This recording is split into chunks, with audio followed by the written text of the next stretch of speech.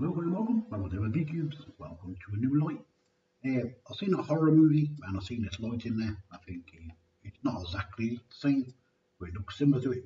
I think, okay, I want to kind of see if I can make it and put it inside Red Band Alley. Because what I like about this light, apart from the simplicity of it, is I like the way the arm goes down and back up.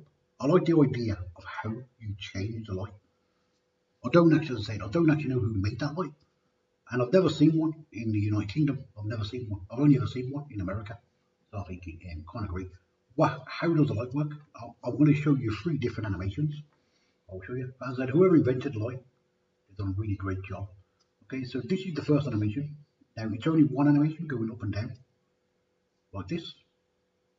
The idea of this animation here, right here, not on its own, I will explain in a moment. When it goes up in the air, once it goes up inside here, there's a switch, an on and off switch. So when it's up, it's pressing the switch, the light turns on. When you want to change the light bulb, you grab the cage and you pull it down. So you pull the cage down. Of course, the cage is straight. I'll explain to you in a minute how it works. So you pull the arm down. When you pull it down, it turns the switch off. The light turns off. When you change the light bulb and let go of it, it goes back up on its own, and then the light turns back on. So the lights, as long as the light is up in the air like that, it's always on. As soon as you pull it down halfway, it turns off. So I will show you the animation part. The cage swings. As I said, I'll give you 3 separate animations. I'll show you this one. This is animation 2. The bar don't move, but the cage itself swings. Look, it does swing on the pivot there. Look, just to let you know that. I'll give you a kind of basic colour for the light bulb. As I said, it does light up. It lights up yellow, like that kind of yellow. Just to let you know that. As I said, and I think in here. Now, what happens if I put both animations together? So if I take this animation and take this animation and create the light animation, the proper animation. As I said, I'll give you the animation just in case you want to, swing the light backwards and forwards like this. However you want to do it. As I said, I haven't given you the side to side. Of course, you can just animate that yourself if you want to. But as I said, anyway, let me go next. I will show you the whole animation together. Look, this is the animation itself now. Ignore it going through the floor. That's just the floor there. So ignore that. So as I said, as it goes down, the cage moves with the bar. See? This is the first animation and the second animation together. Really, this is the only animation you need. So as I said, in my game world, the idea is to take the bar, put it above the door frame, wherever you want it, above the shed.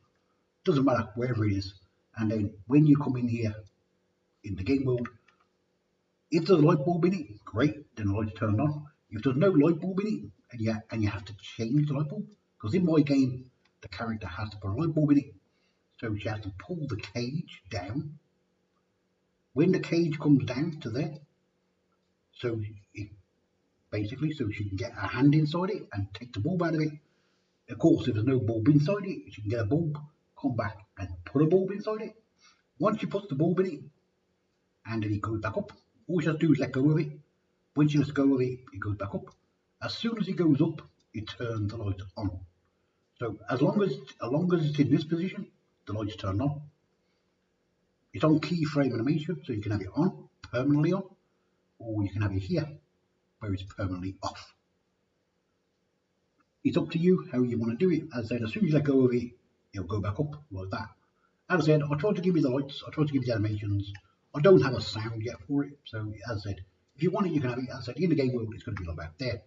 So I think it's going to look great in the game world. Now, I'll tell you, if you want to, you can put some glass inside there. Honestly, you don't need the glass. As I said, I just like the way it works, like that. You see, like the arm mechanism. I kind of like it. I think it's simple. As I said, it's like a spring-loaded arm, which has a little switch behind the back of it. There's nothing behind there. There's no switch behind there. Look.